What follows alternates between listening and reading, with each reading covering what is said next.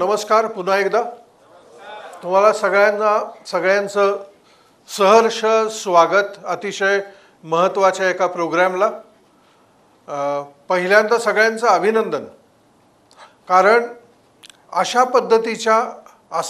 पद्धतीच्या प्रोग्रामला तुम्ही आलाय याच्याबद्दल तुमचं अभिनंदन. कारण हा विषय जो आहे, जो मी बोलणार आहे, हे समजून घेण्याचा तुम्ही जर प्रयत्न करत असाल तर जगातले 0.1% लोकांना तो कळतो. जगातल्या 0.1% लोकांना तो कळतो. तुम्ही म्हणजे जे नवीन लोक आहेत इथे, जुन्या लोकांना माहिती आहे, पण जे नवीन लोक आहेत, जे बरेच मला नवीन चेहरे दिसतात. पहिल्यांदा किती लोक आलेत ऐकायला? Can you please raise your hand? हां, बरेच लोक आहेत. सो तुम्ही इथपर्यंत पोचलेला आहात हे तुमचं भाग्य आहे असं मला वाटेल. कारण you go into that spectrum 0.1%. नाहीतर लोकांना आपण हे जे काय बोलतो हे डोक्यावरून जातं. मी ते डोक्यात घालवण्याचा प्रयत्न आज करणार आहे.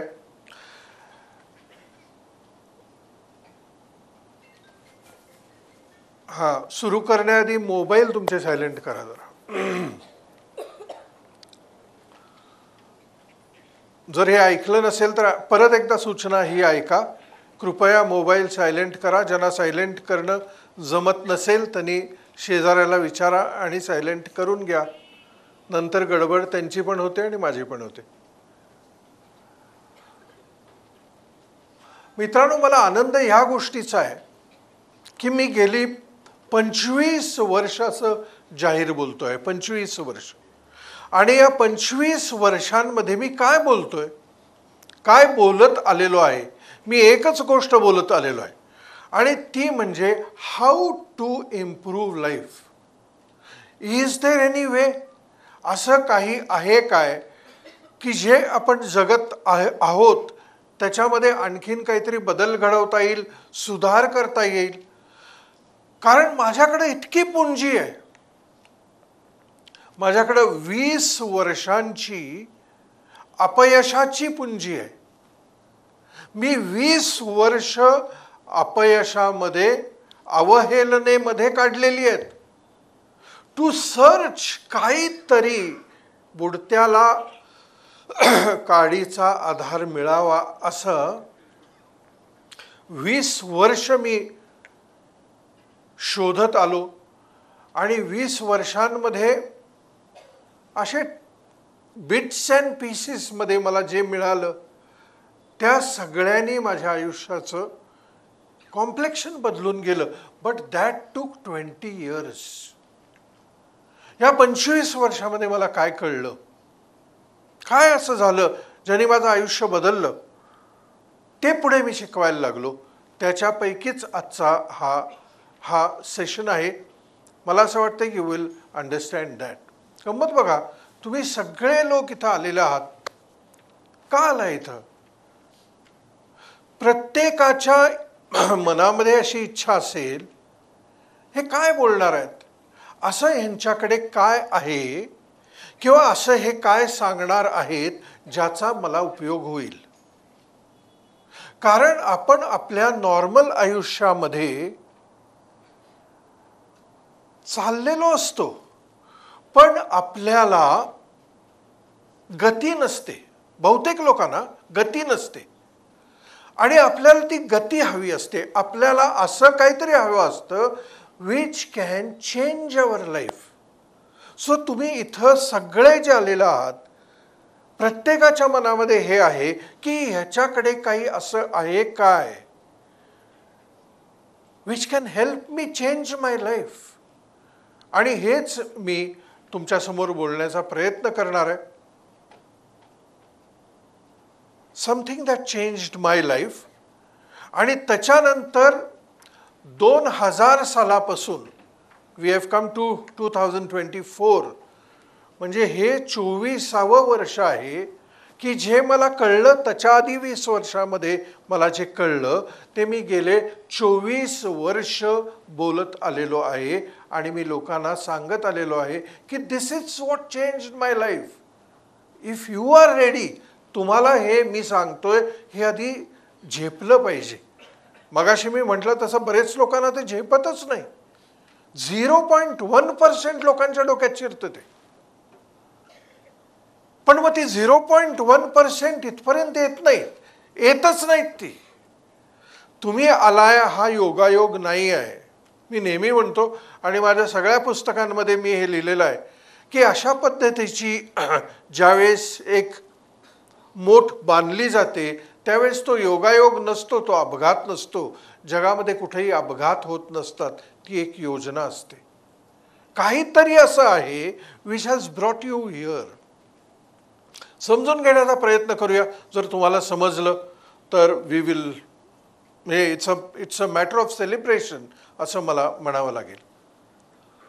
मित्रांनो, साधारणपणे 1975 साली माझ्या आयुष्याला एक कलाटणी मिळाली. मी कॉलेजमध्ये होतो आणि काही कारण नसताना कॉलेजमध्ये काही लोक मला शोधत आले आणि मला जयप्रभा स्टुडिओ नावाच्या स्टुडिओमध्ये घेऊन गेले कोल्हापूरला.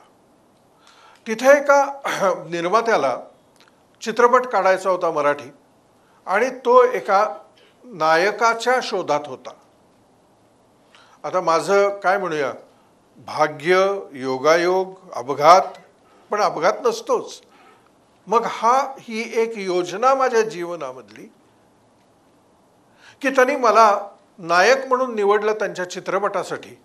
आणि 1976 साली तो चित्रपट प्रदर्शित झाला. त्या चित्रपटाचं नाव होतं सोयरीक.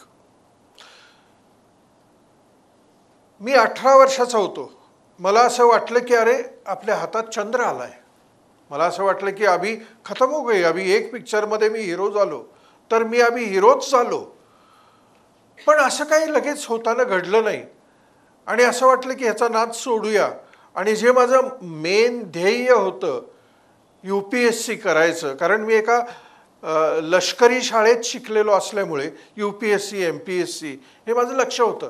ते करायला आपण सुरू करूया असं वाटतंय तोपर्यंत घरी एक माणूस आला व्ही शांतारामकडून आणि दुसरं पिक्चर माझं व्ही शांताराम यांचं. आणि त्यामुळे परत एकदा काहीतरी अशी गती यायला लागली. मित्रांनो, पुढे 10 वर्ष म्हणजे साधारण 86 पर्यंत 1986 पर्यंत 10 वर्षामध्ये मी बरीच 14 पिक्चर्स केली.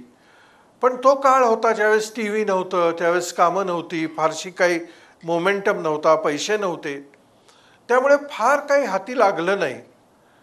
मुंबईला गेलो होतो कोल्हापूर सोडून आणि शेवटी खाण्याची पंचायत आली आणि हताश होऊन निराश होऊन परत कोल्हापूरला आलो.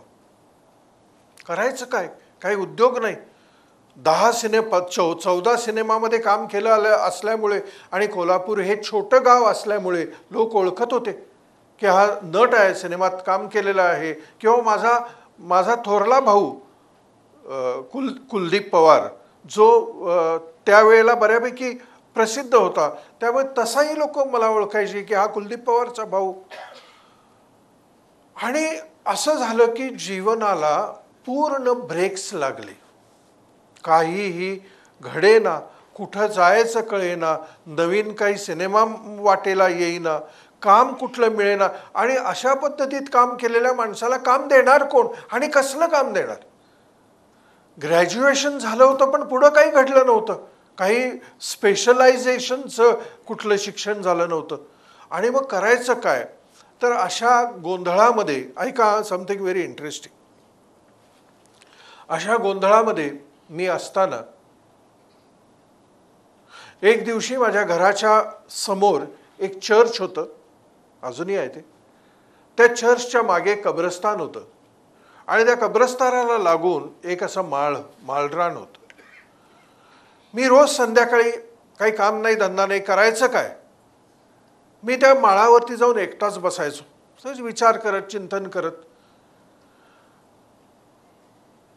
असाच एक दिवशी गेलो आणि स्वतःशी मी बोलायचो. मी स्वतःला प्रश्न विचारला की तुला नेमकं काय करायला आवडेल? तुला काय करायला आवडेल? बराच गोंधळ मनामध्ये सुरू झाला. काय करायला, आपल्याला नेमकं काय करायला आवडेल? सिनेमा आवडेल, हां ठीक आहे सिनेमा आवडेल, पण और क्या?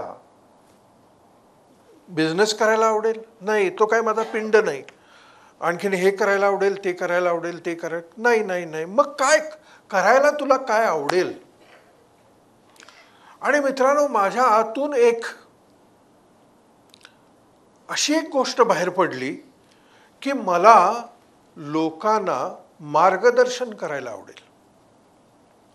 कारण 75 सालापासून जरी सिनेमा माझ्या वाटेला आला तरी माझा ओढा कंप्लीट अध्यात्माकडे असल्यामुळे मी तेव्हापासून अध्यात्माचा अभ्यास करायचो, वाचन करायचो, मनन करायचो, चिंतन करायचो.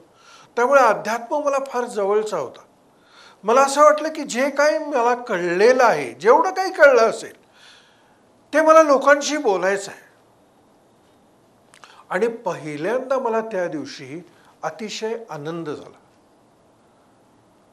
पहिल्यांदा मला असं वाटलं की अरे मला हे आवडतंय आणि मला माहितीच नाही मी कसं मला यश मिळेल, कसे पैसे मिळतील याच्या इतक्या पाठी होतो की मला नेमकं काय आवडतंय याचा मी कधी विचारच केला नव्हता. आणि पहिल्यांदा मला असं वाटलं की अरे मला हे आवडतंय. काय कोणास ठाऊक आत एक मला शिफ्ट घडला. ॲज इफ मला माझी इकिगाई सापडली. तुम्हाला सगळ्यांना इकिगाई म्हणजे काय माहिती असेल.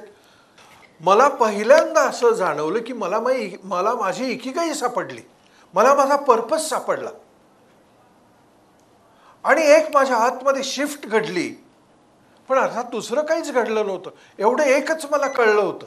मी म्हटलं ओके हे मला कळलंय, पुढं काय? मी घरी गेलो आणि मित्रांनो पुढं 1 महिना काहीही घडलं नाही. मला असं वाटलं की ओके इससे आगे क्या होगा, पुढं काय होणार? त्यावेळेला मला आणखीन एक इन्साइट अशी सापडली की नुसती एखादी इकिगाई सापडून चालत नाही.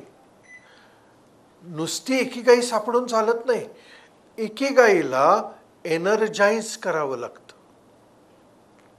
अर्थात प्रत्येक व्यक्तीला जीवनामध्ये, ऐका मी काहीतरी महत्त्वाचं सांगतोय, प्रत्येक व्यक्तीला जीवनामध्ये त्याची इकिगाई सापडेलच असं नाही.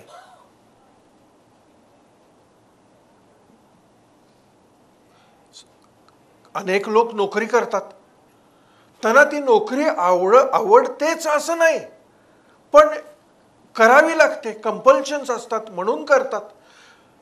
पण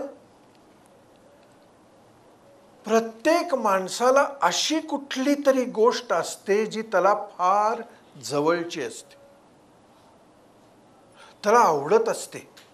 ती कामधंद्याच्या आपल्या सगळ्या प्रोसेसमध्ये ती आपण विसरतो किंवा त्याच्याकडे दुर्लक्ष करतो, त्याच्याकडे आपण लक्ष देत नाही, कारण ती प्रायोरिटीवरती नसते.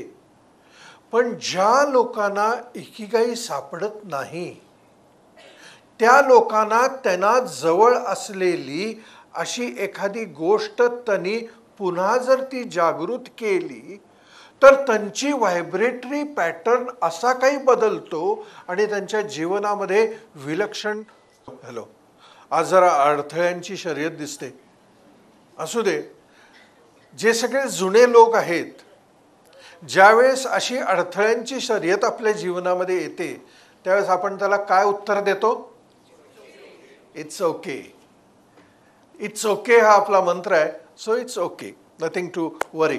सो मी तुम्हाला काय सांगत होतो, ज्यांना इकिगाई सापडत नाही माझ्यासारखी, त्यांना जे सगळ्यात जवळचं वाटतं, ज्यांना ते आवडतं, आनंद देणारं काही असू दे, काही एखाद्याला जेवण करायला आवडत असेल, एखाद्याला बागकाम करायला आवडत असेल, एखाद्याला गाणं म्हणायला आवडत असेल, एखाद्याला चित्रकला आवडत असेल, एखाद्याला कविता करायला आवडत असेल, एखाद्याला काहीतरी लिहायला आवडत असेल, काहीही अशा पद्धतीचं जरी आवडणारं आपण करायला लागलो ना तर आपली एक व्हायब्रेटरी पॅटर्न बदलतंय आणि त्याचा आपल्या जीवनावरती परिणाम होतो.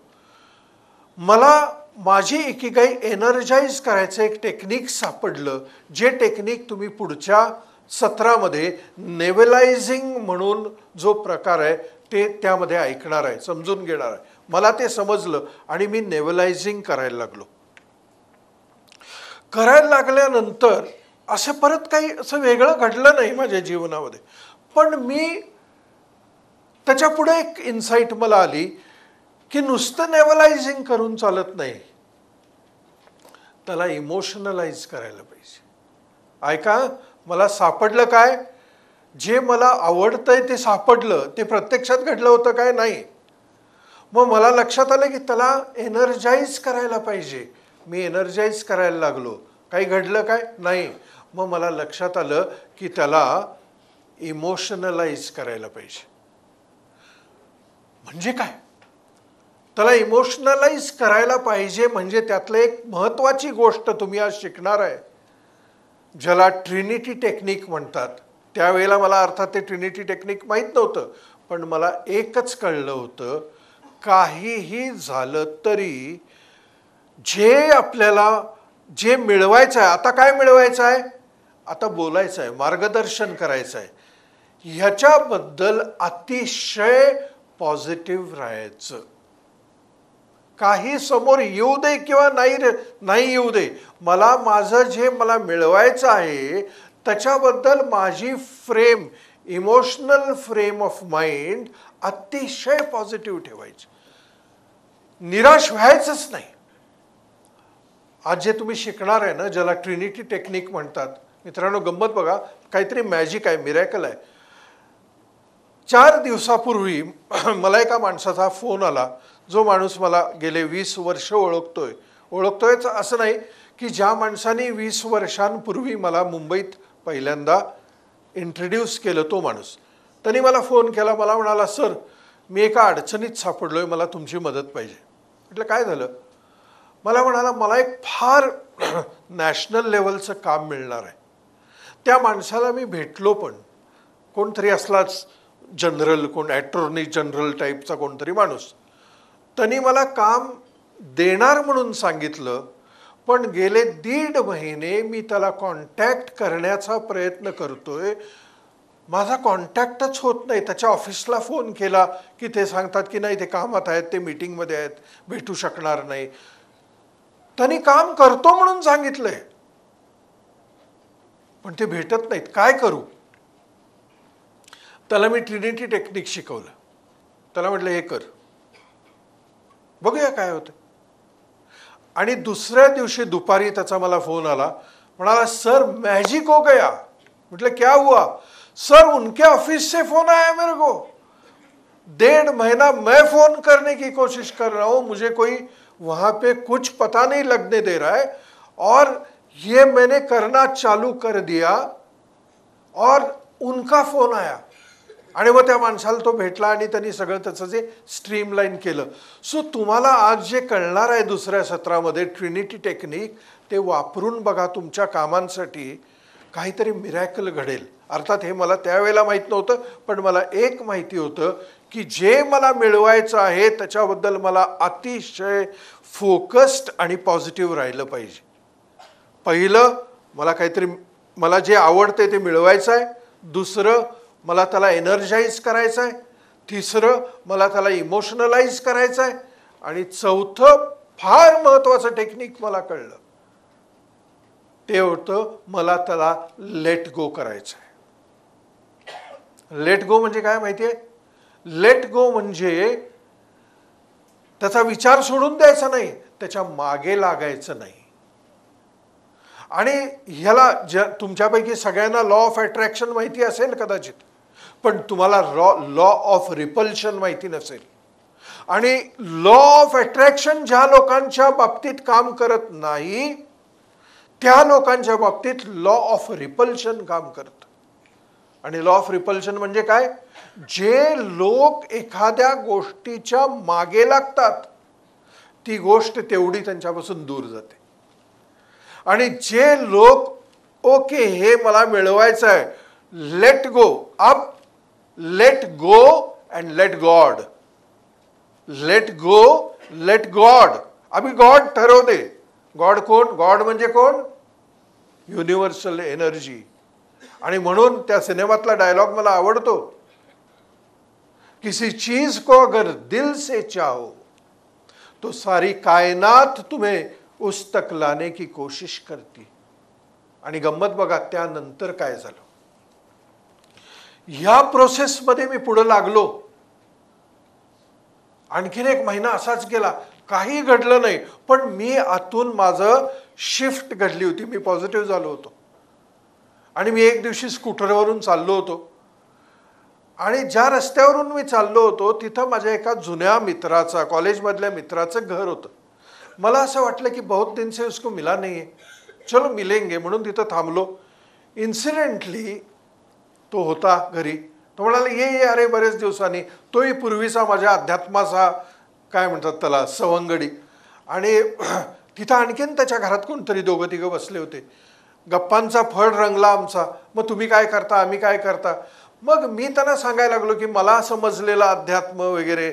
आणि मग माणसांच्या जीवनावरती तणाव कसा निगेटिव्हली काम करतो, तणावाचे डायनॅमिक्स काय आहेत, पॅरासिम्पॅथेटिक नर्वस सिस्टीम म्हणजे काय, सिम्पॅथेटिक नर्वस सिस्टीम म्हणजे काय, वगैरे वगैरे. आणि मित्रांनो तिथं बसलेला एक माणूस शिवाजी युनिव्हर्सिटीमधला एक HOD होता, प्रोफेसर होता. तो म्हणाला तुम्ही भारी बोलताय, युनिव्हर्सिटीमध्ये कन्व्हेन्शन आहे ऑन लाईफ अँड वेलबिईंग, तुम्ही बोलायला याल काय? म्हटलं येतो. मी तुमचं नाव सजेस्ट करतो आणि तुम्हाला कळवतो. पुढच्या 3 दिवसामध्ये त्यांनी मला कळवलं की तुम्ही युनिव्हर्सिटीत यायचं. युनिव्हर्सिटीनी त्यांच्या अखत्यारीमध्ये येणाऱ्या सगळ्या कॉलेजेसच्या प्राचार्यांना आणि तिथल्या काही सिलेक्टिव्ह मुलांना त्या 3 दिवसाचं कन्व्हेन्शन होतं त्या कन्व्हेन्शनमध्ये मी 6 तास बोललो. ते लोक इतके इम्प्रेस झाले आणि त्या लोकांनी परत जाऊन मला कॉन्टॅक्ट करायचा प्रयत्न सुरू केला की तुम्ही आमच्या कॉलेजला लेक्चरला याल काय, आमच्या कॉलेजला लेक्चरला याल काय, आमच्या कॉलेजला लेक्चरला याल काय. बघा माझ्यामध्ये एक छोटीशी शिफ्ट घडली होती. त्याचा रिपल इफेक्ट असा घडला होता आणि त्याच्यानंतर इतका तो प्रोसेस सुरू झाला. मी रोज कुठल्या ना तरी कुठल्या कॉलेजमध्ये जाऊन लेक्चर द्यायला लागलो, पैसे यायला लागले, लोक मला ओळखायला लागले. बोलबाला माझा इतका झाला की पेपरवाले माझ्याकडे यायला लागले की आम्हाला लेख द्या. त्या भागातल्या सगळ्या पेपर्समध्ये मी लिहायला लागलो.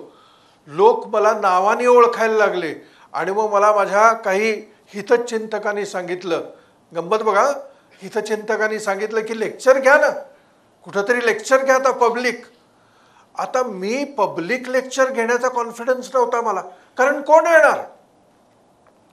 धाडसानी आणि लोकांच्या प्रेशरमुळे 75 लोक बसतील एवढा एक हॉल निवडला एका हॉटेलमध्ये आणि अनाऊन्स केलं, पेपरमध्ये जाहिरात दिली की या दिवशी ह्या कुठला तरी फास्टर मनी उपासनासारखा कार्यक्रम काहीतरी त्यावेळेला केलेला. आणि मित्रांनो मी वाट बघत आत गेलो. पहिल्यांदा 2-3 माणसं आली. मी म्हटलं अरे 2-3च माणसं येणार की नाही. 4-5 इथंच थांबली आणि एक अर्ध्या तास झाला कोणच नाही. अर्ध्या तासानंतर तो मॅनेजर आला. मला म्हणाला अहो काय काय काय काय करताय काय. म्हटलं करताय काय म्हणजे काय झालं, म्हणजे माणसं नाही म्हणून करताय काय, काय त्याला म्हणायचं काय होतं. जरा खाली या म्हणाला. म्हटलं का, या तरी. त्यांनी मला खालती हॉटेलमध्ये त्याच्या लॉबीमध्ये घेऊन गेलं. बाहेर ग्राउंड होता. मित्रांनो कमीत कमी 3,500 माणसं उभं राहिली होती तिथं. ते बघून म्हणजे आत्ता देखील माझ्या अंगावरती काटा उभा राहिलाय. ते बघून मी असा आवाज झालो, 3,500 माणसं जवळजवळ. यांना बसवणार, तो मॅनेजर म्हणाला यांना बसवणार कुठं. इन्सिडेंटली तिथं त्यांचं एक लग्नाच्या हॉलचं काम चालू होतं, हॉटेलचंच. ते अर्धवटच होतं, तिथं फरशा बिरशा काय नव्हत्या. तो म्हणाला मी एकच काम करू शकतो, तो ओपन करू शकतो. ती सगळी माणसं त्या लग्नाच्या हॉलमध्ये, खालती फरशी नाही, काय नाही, खालती जमिनीवरती बसलेली, खुर्च्या नाहीत, स्टेज वजा काहीतरी माझ्यासाठी उभं करून दिलं बिचाऱ्यांनी आणि माझं लेक्चर झालं. आणि तिथून लेक्चरला एवढा प्रतिसाद देतोय म्हटल्यानंतर मग मुळात 500 वगैरेच्या थिएटरलाच सुरू केलं आणि असा माझा लेक्चरचा प्रवास सुरू झाला. कुठून सुरू झालं हे? फक्त ज्या दिवशी मी जाणलं की मला काय, कशात मला आनंद मिळेल, द होल मॅट्रिक्स चेंज्ड. आणि मग कोल्हापूर गल्ली बोळातून, खेड्यातून, पाड्यातून सगळीकडे लेक्चर देत फिरलो आणि म्हटलं आता हे एरिया तर संपला, आता पुण्याला जाऊया. जायचं कसं पुण्याला? काहीच माहीत नाही. मग कोणाला तरी शाण्या माणसाला विचारलं तिथल्या की पुण्याला लेक्चर द्यायचं असेल तर काय करायचं? तो म्हणाला तिथे एक पत्रकार भवन नावाचं एक हॉल आहे, तिथं चौकशी करा. मग काहीतरी फोन करून चौकशी केली, बुक केला, पेपरला जाहिरात दिली आणि मी नेहमीप्रमाणे गेलो तर इतकी माणसं की मला आज जायला जागा नाही. मी त्यांना म्हणतोय ओ आज जायचं? हो थांब, आम्ही थांबलोय तर तुम्ही कुठं आज जाताय? म्हटलं मीच बोलणार आहे. असा करत मी आत गेलो. माणसं अशी खालती बिलती बसलेली त्या पत्रकार भवनमध्ये. मला कळेना हे काय चाललंय. तो हॉल, ते सगळं लेक्चर झालं, सगळी माणसं गेली. एक माणूस असा दारात उभारला होता, पोरगाच होता, भेटायला आला मला. मला म्हणाला माझं नाव समीर हम्पी, मी इथं नाट्य वितरक आहे, तुमच्या हॉलची काय व्यवस्था आहे? व्यवस्था? मी पहिलं लेक्चर करतोय, मला काहीच इथं माहीत नाही. म्हणाला मला तुमचं लेक्चर फार आवडलंय, मी तुमची मॅनेजमेंट बघतो. अहो म्हटलं माझ्याकडे पैसे नाहीत, तुमच्या मॅनेजमेंटला पैसे कुठून देऊ? मी पैसे विचारलेले नाहीत. म्हणाला तुमचं इथून पुढे हॉलचं बुकिंग पुण्यातलं मी करणार. त्या माणसाने पुढे 3 वर्ष कुठले हॉल्स, कुठं काय, सगळं माझं मॅनेजमेंट केलं, 1 रुपयाही न घेता. How did this happen? अतिशय निराश झालेलो मी, एक शिफ्ट माझ्यामध्ये घडली, द होल डायनॅमिक्स चेंज्ड. आणि पुण्यात आलो. 2006 साली पुण्यात आलो आणि 2008 साली एक मुलगी आली लेक्चर ऐकायला मराठा चेंबर ऑफ कॉमर्सला. तिनं हे केलं, लेक्चर केलं, वर्कशॉप केलं आणि त्याच्यानंतर तिनं दुसऱ्या महिन्याच्या वर्कशॉपला तिच्या आईला पाठवलं. आणि तिच्या आईला जे काय प्रोसेस होता त्या प्रोसेसनी बरं वाटल्यानंतर तिला इतकं ते पॉझिटिव्ह वाटलं त्या मुलीला. ती एक दिवशी मला येऊन भेटली आणि मला म्हणाली मला तुमच्याबरोबर काम करायचं. मी म्हटलं मी एकटा लेक्चर देणार, तू करणार काय बाळ? ते मला माहीत नाही, पण हे लाईफ ट्रान्सफॉर्मिंग आहे हे मला कळलेलं आहे. आणि मग झालं काय की मी जे शिकवतोय त्याची प्रॅक्टिस घ्यायला संभाजी पार्कमध्ये दर आठवड्याला लोक जमायला लागले. ती मुलगी त्यांना मदत करायला, त्यांना गाईड करायला यायला लागली. मग तिथं लोकांना कळेना 25-30 माणसं असं असं करत काय बसलेली आहेत, काय करतात हे. मग तिथून प्रभात्रय हॉलमध्ये आलो, तिथं 150 लोक यायला लागले. तिथून फुले म्युझियममध्ये गेलो, तिथं दर आठवड्याला 400-500 माणसं यायला लागली. आणि त्या मुलीनं हा परिवार वाढवला. त्या मुलीचं नाव मिनल. इथं दिसते ना तुम्हाला, आणि तिथं बसलेली आहे. गेले 15 वर्ष, त्याच्यानंतर गेले 15 वर्ष 2008 सालापासून ती माझ्या परिवाराचा एक भाग बनली आणि ती आली म्हणून परिवार वाढला. कसं घडलं? आणि एक दिवशी मी आणि मिनल चर्चा करत होतो. आम्ही काय शिकवत होतो, आम्ही काय इतके वर्ष आम्ही काय शिकवत होतो. जर तुमच्या जीवनामध्ये कुठंही आम्ही एनर्जी डायनॅमिक्स शिकवत होतो. एनर्जी डायनॅमिक्स म्हणजे काय, एव्हरीथिंग इज एनर्जी. आणि तुम्हाला जे हवं आहे, मग तो पैसा असू दे, प्रसिद्धी असू दे, प्रेम असू दे, व्हॉट एव्हर, आरोग्य असू दे, व्हॉट एव्हर यू वॉन्ट, तुम्हाला जे हवं आहे ते मिळत नसेल तर एनर्जेटिकली समथिंग इज ब्लॉक्ड.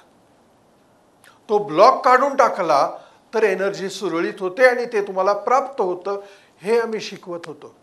एक दिवशी ती आणि मी बोलत बसलो आणि तिला मी म्हटलं मेजॉरिटी लोकांचा प्रॉब्लेम काय असतो ग.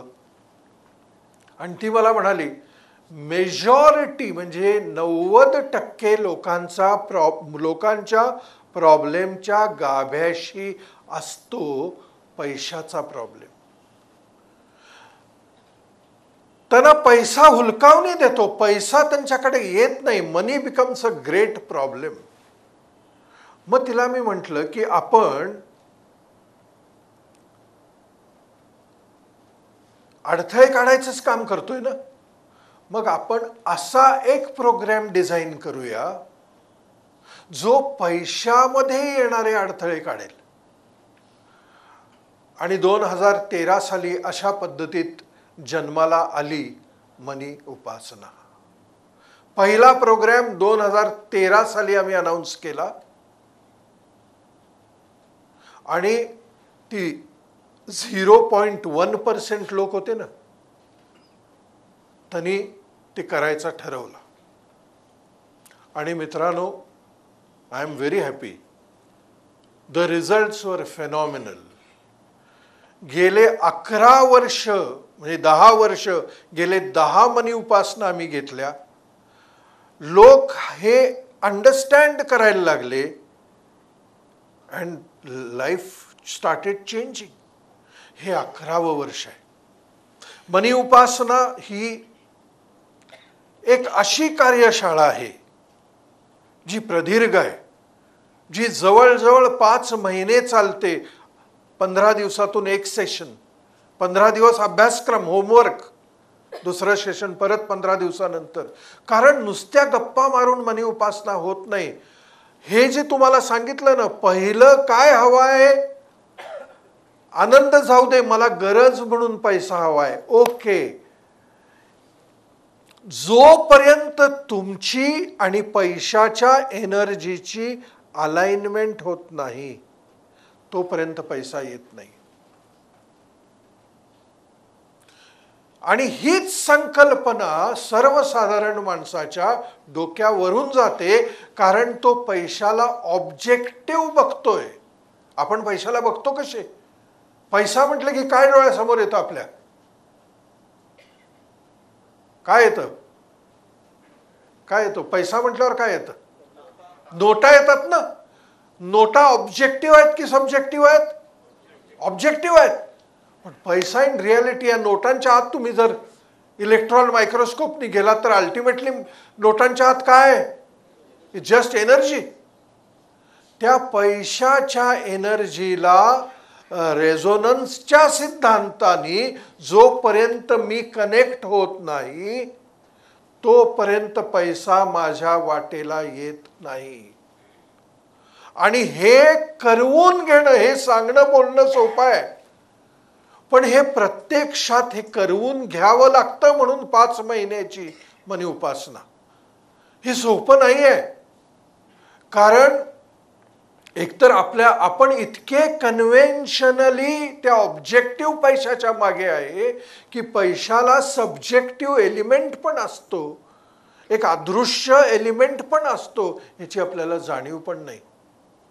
आणि म्हणून मित्रांनो, मनी उपासना हे एक लाईफ ट्रान्सफॉर्मिंग जर्नी आहे, जो मला असं वाटते अनुभवला पाहिजे. कारण जोपर्यंत तुम्ही तो अनुभवत नाही तोपर्यंत तुम्हाला कळणार नाही. आणि इथं कितीतरी लोक आहेत जे गेले 10च्या 10 वर्ष मनी उपासना करतायत. हात वर करा बाबा. 10 वर्ष मनी उपासना केलेले किती लोक आहेत तिथं? ऑलमोस्ट मोर देन 5 इयर्स केलेले किती आहेत? 1 2 3 4 5 6 7 8 9 10 11 11 म्हणजे आम्ही दरवर्षी मनी उपासनाला साधारण 500 लोक मुंबईतून आणि पुण्यातून 500 लोक भाग घेतात. त्यातले 250 लोक रिपीटर असतात. का रिपीट करतात? कारण त्यांना हे लक्षात आलेलं आहे की ही अलाइनमेंट साधायला लागते. कारण अलाइनमेंट आपली over a period of time जाते, ती पुन्हा अलाइनमेंटमध्ये आणायला लागते. आणि मनी उपासनाचे पहिले 5-6 महिने जानेवारीपासून जूनपर्यंत आपण ती अलाइनमेंटमध्ये आणतो. ही अलाइनमेंट पुढे 6 महिने टिकते आणि त्याच्यानंतर ती अलाइनमेंट जायला लागते. म्हणून जे लोक मिस करतात मनी उपासना ते परत 2ऱ्या-3ऱ्या महिन्यात परत जॉईन करतात, कारण त्यांना लक्षात येतं की अलाइनमेंट आपली जायला लागलेली आहे. ही सतत अलाइनमेंट, जसं आयुर्वेदामध्ये असं म्हणतात की ते पंचकर्म नावाचा प्रकार जो आहे तो वर्षातून एकदा करून घेतला की ओव्हरऑल होते बॉडी, तसं दरवर्षी मनी उपासना केलं तर एनर्जेटिक बॉडी आपली ओव्हरऑल होते. मित्रांनो, ह्या वर्षीच्या मनी उपासनामध्ये मला असं वाटते की आम्ही काय शिकवणार आहे, हे पैशाचे डायनेमिक्स, एनर्जेटिक डायनेमिक्स काय आहेत, आणि त्याच्यानंतर पैशाच्या आणि आपल्यामध्ये येणारा जो प्रॉब्लेम आहे तो आपल्या अंतर्मनाचा आहे. अंतर्मन आपल्याला स्टॉप करतं, ते कसं बाहेर काढायचं, आपले कोर मनी ब्लॉकेजेस कसे रिलीज करायचे, आपल्या या स्कॅरसिटी लॅकमधून अबंडन्स कॉन्शियसनेसमध्ये कसं जायचं, पैशाविषयीच्या धारणा कशा बदलायच्या, आणि हे पॉवर टेक्निक्स जे आहेत, हे जे आम्ही शिकवतो, हे कसे अनुभवायचे, हे ह्या प्रोसेसमध्ये आम्ही शिकवणार आहे. मला एवढंच वाटतंय की हे कळलं पाहिजे. सर्वसाधारण माणसांना हे काहीच कळत नाही, काहीच माहीत नसतं. पण मला असं वाटतं की तुम्ही जर घरातून बाहेर पडला असाल टू अंडरस्टँड समथिंग, अंडरस्टँड दिस, कारण हे गेले 10 वर्ष आम्ही नाणं वाजवून बघितलेलं आहे, ते खणखणीत आहे. आणि जे जे लोक मनी उपासना करतात दे एक्सपिरियन्स अ मिरॅक्युलस चेंज. म्हणून मी इथं कोणालाही कन्व्हिन्स करायला आलेलो नाही की मनी उपासना करा.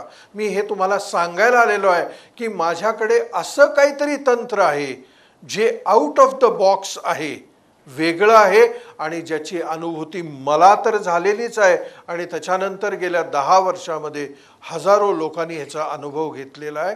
तुम्ही जर अशा उंबरठ्यावरती असाल की you want to experience a shift in your life, I have a solution. This is what I have come here today to tell you. पुढचं सेशन फार महत्त्वाचं आहे, कारण मनी निर्माण करणारे डायनेमिक्स नेमके काय आहेत ते पुढच्या सेशनमध्ये आपण समजून घेणार आहे. त्यामध्ये 4 प्रमुख गोष्टी मिनल तुम्हाला शिकवणार आहे. पहिली आहे, एक तुम्हाला आत्ता सिम्बॉल दिला असेल, या सिम्बॉलबद्दल तुम्हाला काही माहीत नाही आहे, हा सिम्बॉल काय आहे आणि काय करू शकतो ह्याच्याबद्दल मिनल बोलणार आहे. दुसरी महत्त्वाची गोष्ट ट्रिनिटी टेक्निक आहे. प्रयोग करून बघा, प्रयोग करून बघा.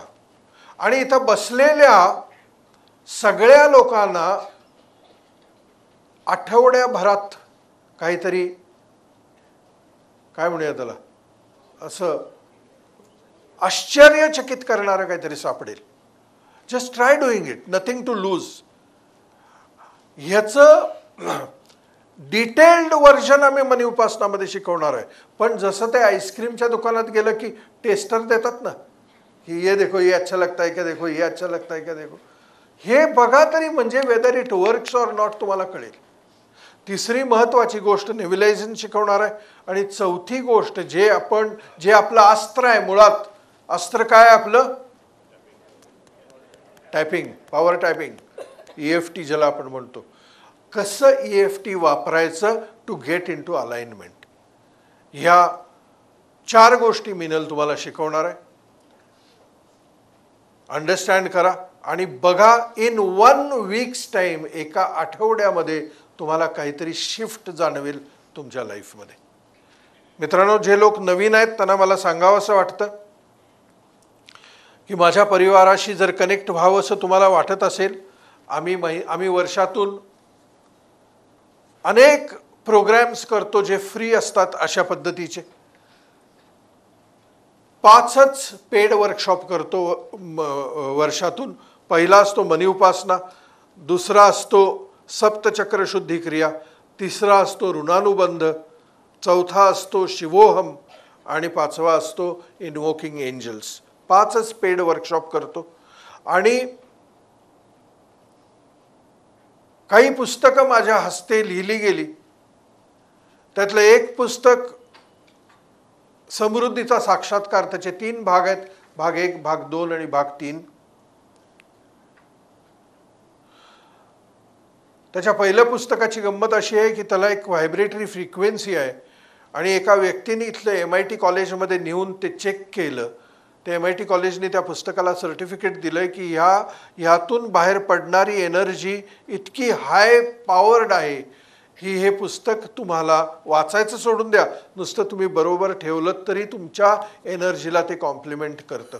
अनेक लोक ते पुस्तक आजारी असताना बरोबर ठेवतात, महत्त्वाच्या कामाला जाताना ते पुस्तक बरोबर ठेवतात, कुठल्या अभ्यास करायचा असेल तर बरोबर ठेवतात, त्यांच्या कामाच्या ठिकाणी बरोबर ठेवतात. It helps them as an energy transmitter. ते पुस्तक आज CD वगैरे बऱ्याच आहेत, पण त्या मी काय हल्ली आणत नाही आणि त्या विकत पण नाही. पण मी हे पुस्तक आवर्जून, हे 2005 साली मी पुस्तक लिहिलं. त्याच्यानंतर त्याचा भाग 2 आहे आणि भाग 3 जो आहे, हा भाग 3 ह्याचा सक्सेस मॅन्युअल आहे. त्याच्यामध्ये कितीतरी सक्सेसफुल होण्याचे टेक्निक्स मी दिलेले आहेत. तुम्हाला जर इंटरेस्ट वाटत असेल तर तुम्ही या पुस्तकांचा अवश्य लाभ घ्या. मला असं वाटतं की मी इथं थांबतो आता.